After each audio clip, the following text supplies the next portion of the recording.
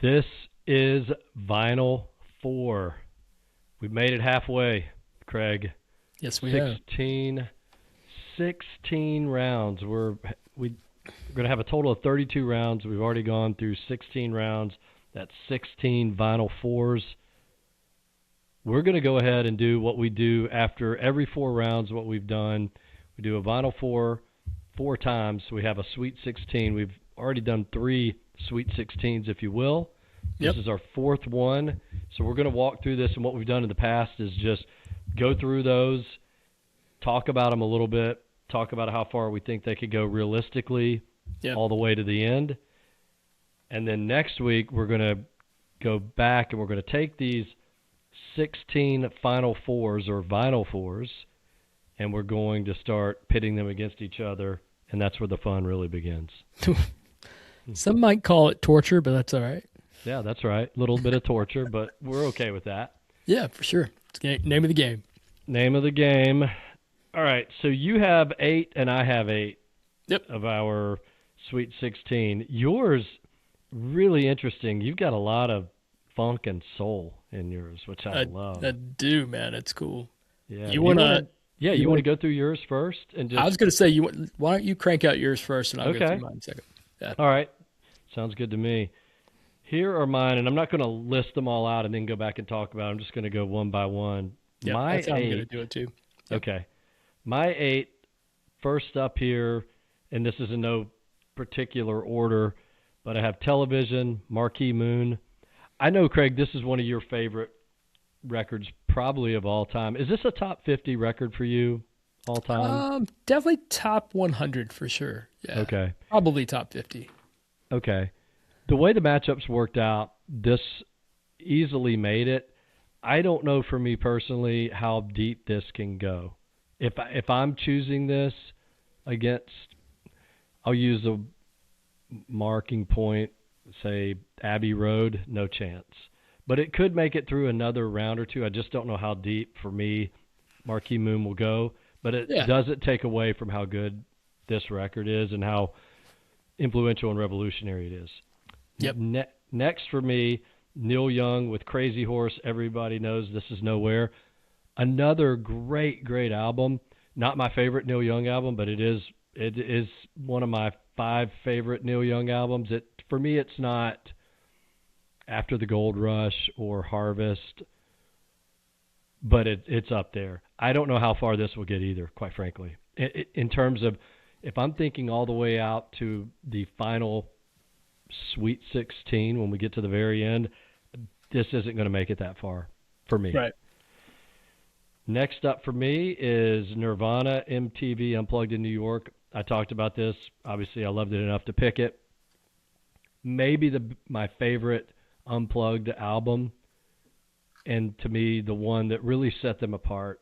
They became more than just whatever you'd call them at the time. I don't really think of them as grunge or indie rock, but whatever they were considered at the time, when they did this Unplugged record, it set them to a new level. I think people really started to view Kurt Cobain as a great songwriter and performer, because they were bringing it back a notch, and it wasn't covered up in layers of guitars and drums and bass. I love this record. I don't know how far this could go either, frankly. It's a great album, though.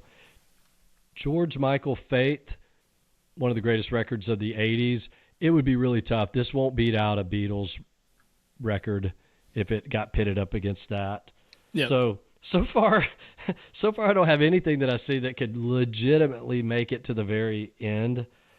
Let's see how we do the second half of mine. Bob Marley and the Wailers, Natty Dread. Yeah, that's a different level than the first 4 I mentioned. That one could go a lot further. Then we go to Replacements, Let It Be. Man, one of the absolute best albums from one of the best bands ever, especially when you think about bands from the 80s. There are very few bands that are better than the Replacements. And there are very few. We went back and forth on what we think, what's the best album by the Replacements. You and I have different opinions on that. Regardless, Let It Be is an absolute classic, and this one has a chance to go very, very far. Speaking of that, what's going to go really far is the Beatles' Sgt. Pepper's Lonely Hearts Club Band. It's been consistently, Rolling Stones always had it. Either it's been number one in the past, it's still top. It's a top 5 album. Critics have always loved this record, probably the most of any of the Beatles records. I have maybe 2 that I love better, but honestly, with the right matchup, this could be a vinyl 4. When we get to the very end, Sgt. Pepper's could make it all the way. Yep. And then the last one for me also could go really, really far is Van Halen's first album, Van Halen. I know that Rolling Stone, and this is the beauty of what we do here, we don't care about the rankings. Rolling Stone has it ranked at 416. That's ridiculous. Yeah, I mean, it's not even close. It is one of the greatest debut albums of all time. It changed everything. And the songs are just incredible. The entire album is good. This is another record for me. I don't know that it's a final 4, but this could end up in the final 16 for sure, if with the right matchups. Yeah. So for me, kind of recapping there, the 3 for sure out of my 8, out of these past 4 rounds, that really could go very deep are the replacements, Let It Be, Beatles, Sgt. Pepper's, and Van Halen. What say you? Yeah, I just listened to, by the way, I do shuffle of my collection. So on Discogs, you go to your collection on the app, you shake the phone, and it'll give you a random selection. And Sgt. Pepper's just popped up the other day. Man, there's just a sense of nostalgia. There's just a sense of something new every time I listen to that record. It's just so, and I've always said it's not my favorite, but every time I listen to it, I just kind of get tingles. It's just such a great record. So it's undeniable. I can see why it's ranked number 1 for sure. All right. Yeah. Looking at my list, you're right. There's a lot of funk, a lot of soul. It's great. That being said, there's not a whole lot of stuff on this list, I'll be honest, that I feel confident that will go super deep. There are a couple, but they're coincidentally not these soul records. So we'll start with the OJ's Backstabbers. Great album. That title cut, of course, we all know Love Train, stellar tracks. It is a phenomenal soul album. It just is. I just don't listen to the OJs as much. I don't think to go back to them. When I do, I'm happy, but something, I don't know, inhibits me from going to it that often. That being said, Backstabbers is a must. Go to All Music, go to Apple Music. It's a recommended album. It's a classic. Same thing with Funkadelic. Now, Maggot Brain is different. Maggot Brain is more of an entire album for me. It's not individual songs. That album just flows. Like I said, I'm just a big fan of that band. I love the vibe. Depending on my mood, that could dominate. 480 seems awful low for that particular album. I think that's probably one of Funkadelic's best albums. Whether it's Parliament Funkadelic, whether it's Parliament Funkadelic, they kind of get a little convoluted there. But I think Maggot Brain's one of the best for sure. So I think that should be probably in the 2s. But great record. Don't know how far it'll go. Same thing with Stevie Wonder. Now, Stevie Wonder's different. He is somebody I think to go to all the time. And look, Talking Book is amazing. To me, that's kind of where Music of the Mind and then Talking Book are the 2 albums where it really started. Of course, You Are the Sunshine of My Life. Superstition is amazing. Maybe Your Baby, great song. You Got It Bad Girl is killer. But I'll be honest, there are probably 3, if not 4 albums that I actually like a little bit better. Fulfilling This First Finale, I'm a huge fan of that album. Songs in the Key of Life, Intervisions could be my favorite. I mean, Talking Book is probably my 4th favorite album from him. So, and that's not saying a whole lot because they're all amazing. That's Stevie at his peak. So it could go deep depending on the matchups. But I do anticipate matching something up with like a Beatles or, depending on the Stones record. I don't know, maybe not. Next up, what do we have? Radiohead, The Bends. Different. Yeah. It's just different. I hate that too, because I don't want to be the guy that's, I only choose the the trendy alternative band, but the band's is just different. It's a time thing. I grew up with Stevie Wonder. Yes. I didn't grow up with Funkadelic. I didn't grow up with OJs. I kind of got into that in college in the 90s, well past their quote unquote prime. Stevie's different. My mom listened to Stevie, and so I grew up with it. So Stevie's right there with Radiohead. It just depends on the album. Radiohead for me, it's in the pinnacle of my youth, of me really starting to really branch out musically. It was actually played on the radio. It was huge at the time. And I just came at the right time, and it's just a phenomenal album. Just the transition they made from their debut to that album is just otherworldly. So that will definitely go deep, I can imagine. Otis Redding, Otis Blue, I've said before, absolutely stunning album. Yes, there are hits. I know last time I didn't say there's hits. There's Respect, of course. I've Been Loving You Too Long is amazing. I love his cover of Respect, or rather Shake, which is a Sam Cooke song. Love that song. I just like the vibe of it. It's not the hits on that I like so much. Old Man Trouble kicks it off great. I love his version of My Girl. I don't know, Rock Me Baby is killer. The whole album is just stellar. That's one that, once again, I didn't grow up with, so I'm not sure how deep it could go, but depending on the matchups, it could go deep. Getting back to it, we've got Echo and the Bunnymen, Heaven Up Here. I love that album. For the longest time, I thought it was my favorite. I just always find myself going back to Crocodiles. I just do. I love that first album. It's Porcupine or Crocodiles? Why am I drawing a blank? It's Crocodiles, right? Crocodiles, yeah. I love Crocodiles so much. I think it's a little bit poppier at moments. It's got a little bit more melody. I feel like by the time they put up Heaven Up Here, they really experimented. And I loved that at the time because I was into experimental music. But I think that debut has a little bit more longevity. But still a killer album. I do think it's way underrated at 464. Now, the next album will go deep. Jimi Hendrix Experience, Axis Bold as Love is just, I'm telling you, that album is just special to me. It's one of those things, my parents didn't grow up listening to Jimi. I didn't grow up listening to Jimi. I didn't really start experiencing the experience until college, honestly. I went through that phase. I was a hard rock, heavy metal guy. I like classic rock, but the classic rock stations I was listening to didn't play a whole lot of Hendrix. They didn't. It was Zeppelin, Stones, Beatles, Foreigner, stuff more in the 70s. Hendrix wasn't really a big thing on the radio then. So by the time I got into college in the early 90s, I started really branching out. I need to explore Cream. I need to explore Thelonious Monk. And all these box sets were in front of me, and that box set blew me away. I knew the hits, and so Are You Experienced, I knew that album was going to be big just based off of I knew all the names. But when I got to Axis, it was just different. It just felt like it just had a vibe to it that's just different from the other two records. So it's always been my favorite. 83 is criminally low. That thing should be top 20 for sure. So that will go deep. It would have to definitely depend on a big matchup, but that will definitely go deep. It could be a Vinyl 4 for me. And then finally, Red Hot Chili Peppers, Blood Sugar Sex Magic. It's their best album. It's killer. I don't know how deep it could go.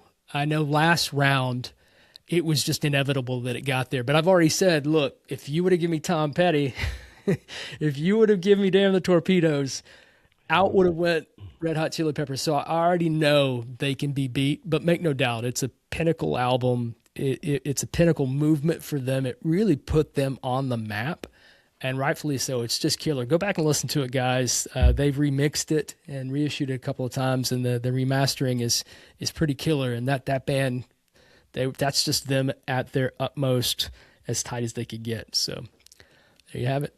There you have it.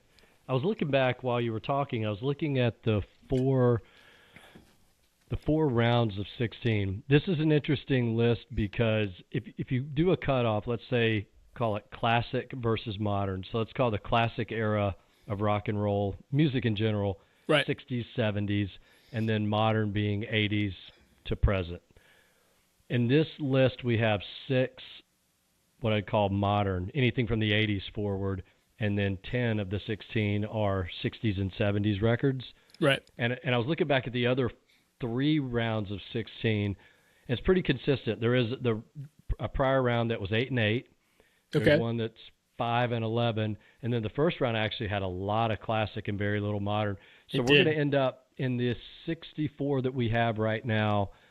The split, it'll be pretty even. There'll be more classic than modern, more 60s and 70s, but there's no surprise there. There's so many records from the Beatles, Bob Dylan, Otis Redding, things like that. They're just hard to replace. But I love the fact that we've got a pretty good. We're not all in the past, and we're not all in the more current. It's pretty spread out. Got some stuff from the 90s. Yep. Portishead is in that list of 64. So when we start going through the next 4 rounds of excruciating decisions, it's going to get really interesting, because you're going to have a great modern record like the Bends that we don't know what the random matchups are going to be. The Bends could go up against Sgt. Pepper's. I mean, somebody's got to go up against Sgt. Pepper's. Yeah. And that'd be a really tough choice. We're going to have some. Now it gets really. We thought it was tough before. Now it gets really tough. Not to make it easier on us, but I always think about those special albums that I have that are yours, and vice versa, right? You know, it's in my wheelhouse, or it's in my bucket now, so I'm the one that gets to select between it. And it's like, God, Craig, just don't discard that album. You know, if God forbid if I get Pet Sounds, you will be crushed. You know. Yeah. I'm trying to think of an album for me. I mean, there's a lot of Elvis Costello stuff, but I'm trying to think of that one album. But I'm thinking like maybe at some point we go, all right, pause. I propose a trade. And we're allowed, maybe we do that per 16. Maybe when we do these Sweet 16s, or maybe the next round when we narrow those down, because we're narrowing these 16 down to a vinyl 4 and another vinyl 4, and then we come up with the first official 16. Maybe from that first official 16 we can go, okay, these are yours, these are your 8, these are my 8. Do you want to propose a trade? Yeah, and maybe the redemption round will still take care of that anyway. We keep up with the redemption round of the 16, and I drop one that you go, no freaking way am I letting this pass. We'll see. That's the beauty of this. We have, even with the redemption round, that was something just on the fly that we thought, okay, we got to have one opportunity each to trade something out. So maybe it'll take care of itself, but hey, we'll give it a shot and see. Yeah, nothing that we've already eliminated, just stuff that's in, I think that's something to think about. Because there's going to come a time where there's an album, like if we're being true, it is what it is. It is all we keep saying. I've said it multiple times today. It depends on the matchup. This whole thing depends on matchups, right? Yeah. So it's kind of a moot point, but still there's going to come something where it's like, Craig, please don't do that. And I'm doing the same thing. Like, Damn the Torpedoes is a great album, and I do love that album. I didn't feel that passionate about it, but I would definitely trade it for Red Hot Chili Peppers right now. Sorry, Flea. Sorry, Anthony Key. Yeah. But so I mean, when I'm looking at these lists right now, what I'm seeing is a ton of just great albums. I'm seeing a ton of diversity.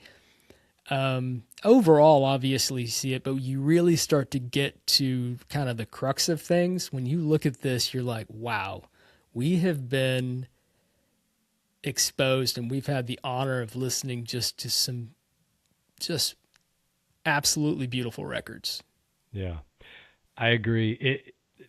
Some of these matchups, especially once we started previewing the matchups before, I was going back and listening, and it I don't want to say forced, because it didn't feel forced at all, but it did point me down a path to go listen, because there were some matchups where I didn't even need to listen to the matchup. If it was something versus the band, I'm probably going to go, yeah, the band's going to win that no matter what. But there were some close ones that I wasn't really sure, and I went back and listened to them, and that was good. And I hope that's part of my intention here for this podcast even, is to expose these great records so that people listening are going back now and listening to those records, and they go, I've never listened to Otis Blue before. Craig loves it.